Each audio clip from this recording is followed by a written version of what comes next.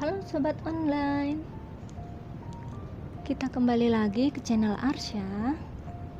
Di sini kita akan selalu bahas permasalahan yang ada di sekitar kita. Kalian boleh curhat apa saja ke saya, silahkan tinggalkan nomor WA melalui DM atau email. Ceritakan inti masalah dan saya yang akan menghubungin Anda.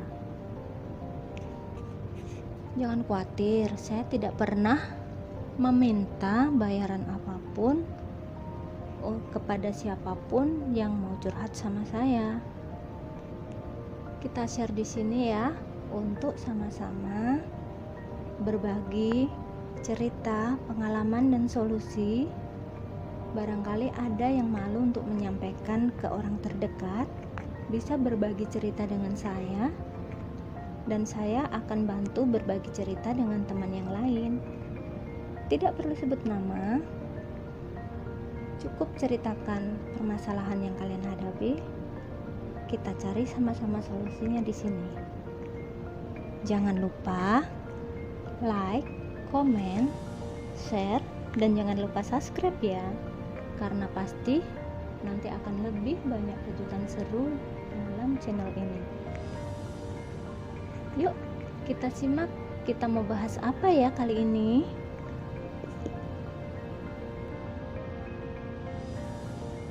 Mengembaliinnya jadi 607. 600 gitu. Berapa? 697. Ya kredit pintar ya. Iya. Tapi terimanya utuh ya 600 ya kayaknya kredit pintar, atau 500 sekian? 180. 580. 50. Gimana? Gitu. Ya di kepotong 30 gitu katanya buat admin atau gimana sih. Terus saya baca ulasan di kredit pintar itu, kalau misalkan nggak bayar tepat waktu, datanya disebarin ke semua kontak gitu Kak.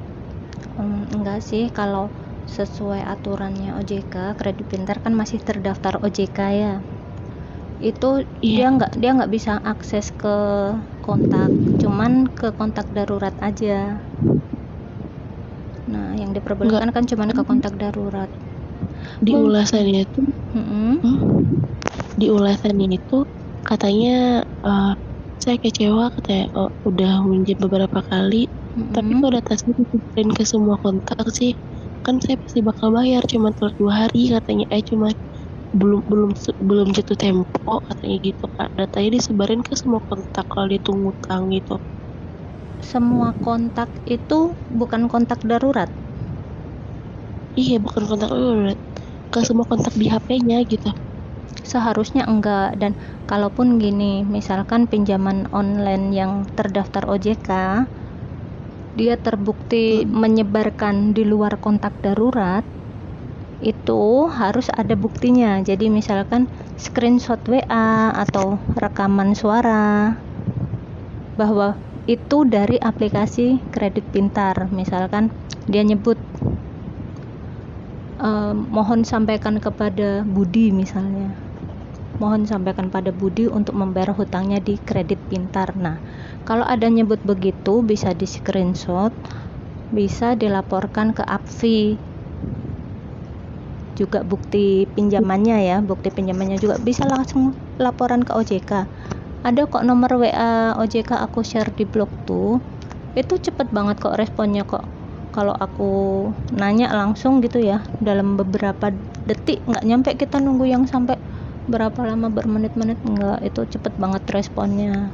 Atau kalau posisinya di kota, bisa telepon ke kantor OJK terdekat. Nggak perlu takut kehabisan pulsa, karena mereka yang akan telepon balik. Jadi nanti CS yang nerima telepon itu akan catat nomor HP kita, nanti dalam antrian gitu kan, mungkin mereka melayani yang lain, nanti pasti ditelepon balik, nggak nyampe 1 jam itu kita nunggu udah ditelepon balik. Itu bisa bantu melaporkan. Nanti juga dikasih tahu langkah-langkahnya kalau mau laporan ke APFI, asal itu kita memang belum terlambat ya. Nah, kalaupun sudah terlambat tapi dia terbukti menyebarkan di luar kontak darurat, misalkan kan ada yang kontak daruratnya itu 2, ada yang 4 ya. Nah, selain di nomor itu, kalau ada buktinya, mohon sampaikan kepada Budi untuk membayar tagihannya di Kredit Pintar. Nah, itu bisa dilaporkan. Tapi kalau tidak terbukti ada aplikasinya apa, nggak nyebut namanya apa, jangan kita istilahnya nggak ada buktinya ya, jangan kita langsung klaim, oh itu nyebar kontak. Itu nggak bisa. Nanti kalau kita posting sembarangan gitu, malah disangkanya malah kena pencemaran nama baik gitu. Terus misalkan ini terjadi ya, misalkan terjadi ada yang sampai bocor ke kontak lain, kamu tinggal bilang aja, buktinya mana, ada nggak ini fotonya atau apa gitu. Misalkan kan kalau pinjaman ilegal itu kadang ngirim foto, dicari buronan, DPO apalah gitu kan ya, yang jelek-jelek. Tanya ke yang nyebar, kalau merasa kamu itu bukan kontak darurat kamu, kalau dia ngomong ada orang yang nagih utang pinjaman online kamu loh ke aku, misalkan gitu, ada buktinya nggak? Diminta buktinya. Kalau misalkan dia beneran ngasih bukti, kamu tinggal jawab, itu tuh aku salah ngisi data di aplikasi, itu cuman aplikasi, nggak tahu survei, aku kasih data, aku kasih gini, nggak taunya aku kena phishing, dataku diambil semua gitu. Jadi kamu pura-pura aja nggak tahu, pura-pura bego maaf ya, pura-pura bego, pura-pura apa, aku nggak tahu itu soal itu, tinggal bilang itu aja gitu. Kalau sampai kesebar keluar kontak, misalkan punya pinjaman ilegal pun, misalkan disebar keluar kontak, nggak usah capek-capek istilahnya, wah sorry gini, lupa, enggak. Ada nggak sih Pak orang yang dia tuh nggak minjam tapi dia tuh kayak diteror gitu? Ada mungkin dia ada juga ke kontak teman-temannya. Enggak, kalau sampai dihubungin ke teman-temannya sih enggak. Tapi sekarang itu banyak kasus yang karena dia iseng ngisi aplikasi ilegal. Tapi kalau yang mulai bulan Juni ke belakang sini, pinjol ilegal udah nggak ngawur lagi, nggak kayak dulu. Kalau dulu kita begitu ngisi aplikasi nih, cuman ngisi doang, kita nggak merasa ngapa-ngapain, ngeklik pinjaman atau apa, cuman ngisi doang, asal nomor rekeningmu udah diisi, udah tercantum di dalamnya, tanpa pengajuan akan cara otomatis. Itu dulu. Kalau sekarang mereka pinter, bahkan susah banget sekarang mengajukan ke ilegal. Untuk uang 300.000 aja susah banget itu sekarang, karena mungkin udah banyak yang galbay dan banyak yang diblokir juga, bisa jadi. Tapi kalau sampai aplikasi legal menyebarkan di luar kontak darurat, sekarang ini mereka sudah takut, karena udah ketat ya. Kalau ada yang ketahuan begitu, mereka izinnya langsung dicabut. Kan mulai Juni kesini, Mei, Juni, Juli itu banyak banget yang tadinya legal nih ditarik jadi ilegal, dicabut izinnya ya, karena ulahnya DC kayak gitu. Jadi harus berani melaporkan.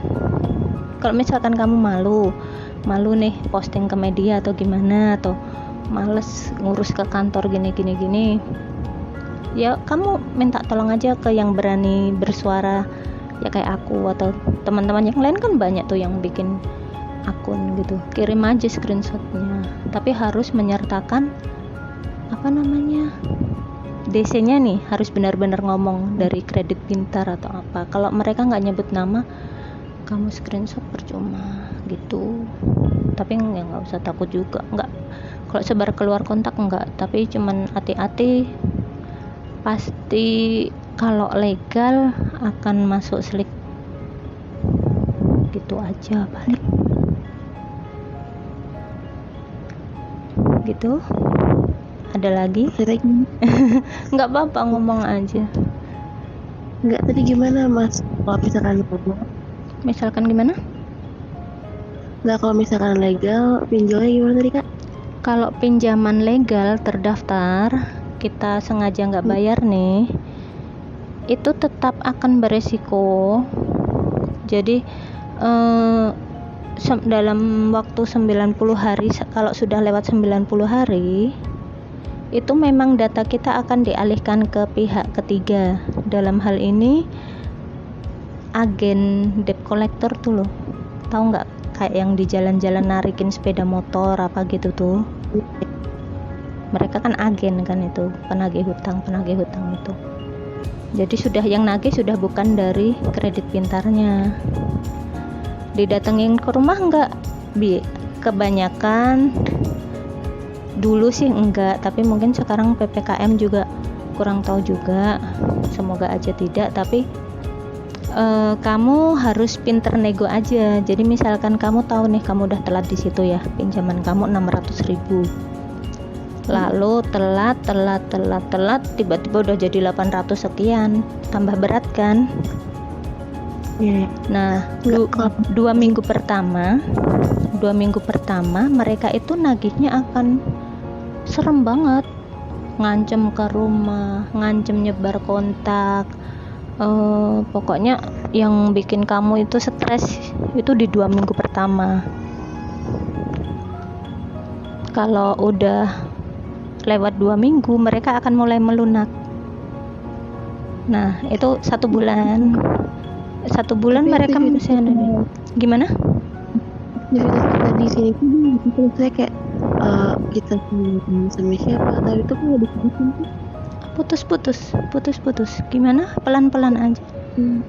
Kalau kita teleponan di WhatsApp atau sama siapapun, kayak akses sosial media gitu, kok nggak disadap kan? Enggak. Kalau yang resmi dia nggak bisa nyadap. Ilegal pun nggak bisa menyadap telepon yang panggilan keluar yang setelah pengajuan. Kalau pada saat pengajuan, nah yang bukan disadap gitu, jadi mereka bisa nyedot ini data kamu pernah panggilan kemana aja. Itu kalau belum dihapus backup sama cache-nya tuh pasti masih ada kan datanya di situ. Nah, kalau kamu memang merasa punya media sosial yang tertaut sama nomor kamu itu, sebaiknya di private aja dulu semua. Kalau takut, kalau pasti khawatir, pasti stres, takut nyampe ke media sosial kan. Tapi mereka nggak berani ke media sosial, udah jelas kena pelanggaran ITE nanti. Juga pasti bakal bayar gitu. Jadi belum tanggal itu karena aku tuh iseng awalnya nggak serius minjem, emang butuh uang, itu nggak 600, itu bayar kan gitu. Putus, sorry. Iya, aku awalnya minjem itu butuhin terus, tapi lebih iya, tapi kok bisa cari tuh, padahal rasanya nggak di-oke gitu. Jadi pinjamannya masuk gitu aja. Ya, masuk. Kayaknya sampai akhir tapi udah di-oke. Sorry, aku masuk benar-benar nggak bisa dengar suaranya ya. Ini pakai headset atau pakai ini biasa? Pakai biasa. Oh, iya kadang putus. Tapi emang sinyalnya kali Kak, soalnya tinggalnya di perkampungan. Oh gitu. Nggak apa-apa ya. Kalau ini jelas tadi, makanya pas jelasin malah putus-putus. Gini, nggak apa-apa. Kalau ada DC yang nagih WA atau telepon, kalau kamu mau ngangkat telepon, angkat aja. Tapi kalau angkat telepon itu bikin kamu stres, kamu bisa blokir semua panggilan pakai aplikasi Get Kontak atau Truecaller ya. Jadi kamu simpen aja semua nomor HP yang teman-teman saudara yang pasti penting itu kan disimpan. Nah, itu kalau yang nomor nggak dikenal diblokir aja semua. Biar apa itu fungsinya? Biar kamu nggak stres. Karena kalau setiap kali kita baca WA itu isinya dimarahin, diomelin, nelpon, dibentak-bentak, kan pasti stres juga kan. Nggak usah dijawab, nggak apa-apa. Kamu kalau mau sih jawab aja mereka sekali atau bikin rekaman suara nih di WA. Pak, Bu, saya minta maaf, saya belum bisa membayar. Saya sedang mengumpulkan dana, kasih saya waktu, nanti saya bayar. Kamu cukup gitu aja. Nanti kalau sudah mulai masuk bulan kedua, mereka akan menawarkan hapus denda. Jadi cuman pokok sama bunga. Nah, itu juga kalau memang belum ada ya udah jangan bayar. Nanti di bulan ketiga, sebelum habis 90 hari itu, mereka akan menawarkan bayar pokok saja. Coba aja nanti kalau nggak percaya maksudnya. Tapi jangan sekali-sekali minjem ke ilegal untuk nutup pinjaman legal. Itu justru yang bahaya datanya kamu. Kan banyak tuh yang sekarang malah ngajarin pinjam ke ilegal kan. Itu bahaya, data kamu bisa disalahgunain, bisa dipakai pinjaman kemana-mana, tagihannya ke kamu semua. Iya, waktu itu kan emang bener-bener butuh banget gitu kan Kak, jadi kayak udah kalut lah gitu. Nggak tahu mau kemana lagi kalau ngerepotin orang tua, takutnya gimana gitu. Ya nggak apa-apa, misalkan ya sampai orang tua tahu dan dimarahin tuh pasti mungkin ada yang dimarahin ya. Tinggal bilang salah pencet aplikasi, aku nggak sadar itu, kena tipu lah, kena apalah, bilang aja. Takutnya nggak ke keluarga besar gitu kan, keluarga besar tuh ada juga yang kerja di Kominfo gitu kan. Kayak gitu jadi takutnya saya yang dimarahin gitu Kak. Bilang aja itu orang OJK atau orang Kominfo nggak tahu, pura-pura nggak tahu atau emang nggak tahu. Banyak pinjol yang dulu itu begitu, kita baru ngisi data uang ditransfer itu dulu. Sekarang yang lebih ketat itu kan baru masuk bulan apa ya, April Mei, baru Mei kesini aja yang rewel ketat tuh. Sebelumnya tuh aduh, istilahnya kalau kamu datanya bagus aja ya, kamu nggak perlu ngajuin tuh, tiba-tiba kamu di WA pinjol resmi pun akan ngubungin kamu, nawarin uang gitu. Nah ini baru satu atau udah ada aplikasi lain? Kalau tapi kalau yang lain tuh banyak kemarin ngajuin kan, kayak terus yang gagal itu udah centang sedikit biru juga sih di Instagram. Apa sih namanya? Kalau nggak salah. Apa? Tunaiku kalau nggak salah. Amar Bang. Tunaiku juga kolektornya lumayan nyebelin. Iya, tapi nggak ngancam. Ya tergantung sih, kadang tergantung DC-nya juga. Ada DC itu yang enak banget diajak nego tuh, ngasih keringanan cicilan, ngasih apa penghapusan, tapi ngomongnya itu enak, nggak kasar tuh. Aku juga ada yang pernah upload kan, itu ada DC yang enak. Aku sendiri juga pernah ngobrol sama DC yang galak, ada yang dia itu istilahnya malah ke nasabah itu dia ngertiin, ngasih jalan, ngasih solusi, ngasih apa, itu juga ada. Jadi kalau memang kembalikan ke diri kamu, kalau kamu merasa takut menghadapi DC ya udah nggak usah diangkat teleponnya. Kalau WA dibalas aja. Ini kan juga ada tuh di ulasannya, dia udah bayar tapi masih ditagih. Dari aplikasi apa? Ya di Kredit Pintar itu. Aku baca semua ulasannya kan kayak gitu, banyak yang aja gitu. Pastikan bayarnya itu di aplikasi, lewat aplikasi, walaupun nanti ada yang nagih ke rumah atau gimana ya. Kalau nagihnya ke rumah, tanyakan ID cardnya, lalu kamu minta waktu, Pak tunggu ya Pak, saya mau telepon dulu ke call centernya Kredit Pintar, bener nggak Bapak yang ditugaskan gitu. Bilang aja, kemarin ada yang kesini juga Pak, 2 orang, tapi dia nggak bisa nunjukin ID card, saya nggak mau temuin, bilang gitu. Jadi harus berani. Terus misalkan dia maksa ngomong apapun, jangan lupa videokan. Pokoknya ada DC yang kalau sampai datang ke rumah itu kita nggak tahu ya kejadian apa nanti di depannya, video harus selalu nyala. Itu bisa buat senjata kalau dia macam-macam gitu. Iya Kak. Ya. Makasih banyak ya Kak. Iya, sama-sama. Udah tenang. Ada berita yang gak mengenakan gitu kan, di Medan tuh ada yang sampai bunuh diri kan. Banyak karena dia yang nggak kuat mentalnya. Makanya sekarang kalau kamu di sini ini telat bayar atau nggak bisa bayar, kamu stop di sini. Jangan ambil pinjaman lain untuk menutup yang ini. Iya Kak. Nantinya pasti kamu akan lebih banyak. Kamu milih mana? Gagal sekarang 1, dikejar 1 debt collector, atau nantinya kamu gagal di 7 atau 8 aplikasi yang ngejar kamu 8 kolektor. Kalau 1 aja udah bikin pusing, gimana? Waktu kita udah masuk ke apa pinjol yang bayar itu aman kan Kak? Gimana? Misalkan kita mau ngajuin pinjaman ke Tunaiku atau yang lain itu kan gagal.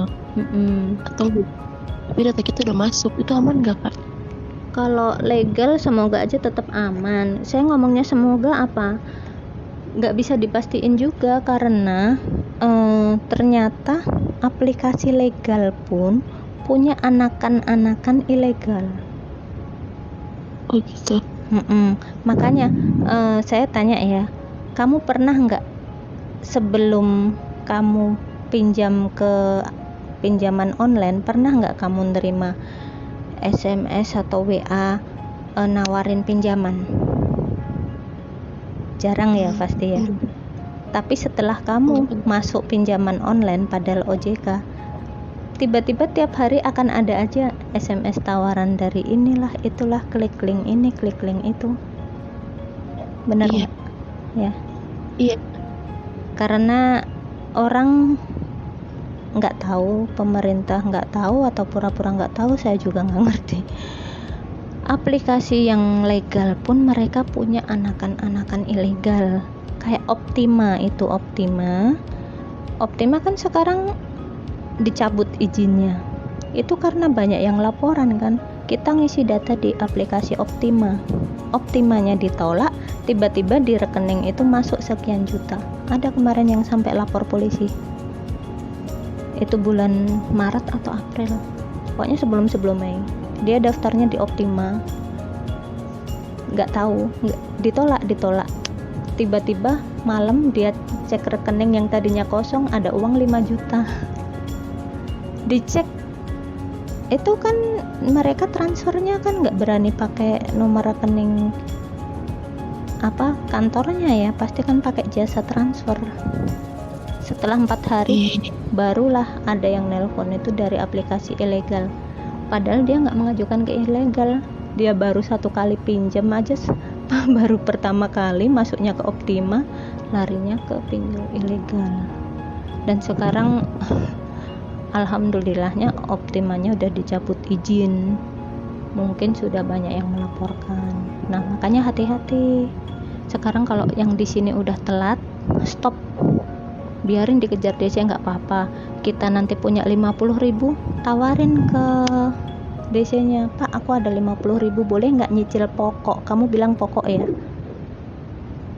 bilangnya pokok, jangan bilang aku nggak bisa bayar denda, bilang gitu. Aku nggak bisa bayar bunga, ini untuk nyicil pokok. Kalau mau saya transfer, kalau silahkan kurangin pokoknya, kalau nggak mau saya simpan, tapi saya nggak tahu nanti saya pakai lagi apa enggak ini uang, cuman 50.000, kamu bilang gitu. Kalau DC-nya baik pasti dia mau kok. Aku pernah itu upload ya, jadi DC Singa, dia nanya sekarang ada uang berapa gitu kan, nasabahnya pinjam berapa, 4 juta apa 5 juta lupa sayanya. Itu dia cuman punya uang 700.000, ternyata beneran dipotongkan di pokok, lewat aplikasi juga bayarnya gitu. Jadi kamu nanti juga ngomongnya gitu ke kolektornya, saya punya uang nih Pak 100.000, saya cicil ya pokoknya, saya mau dikurangi di pokoknya lewat aplikasi, kamu bilang gitu.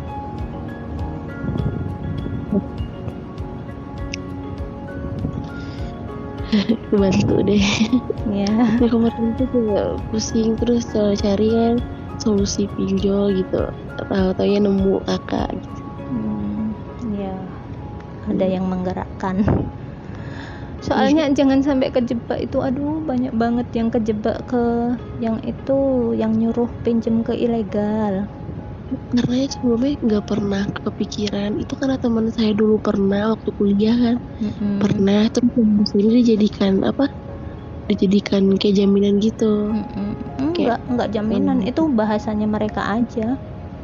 Anda dijadikan sebagai jaminan keluarga katanya itu kan.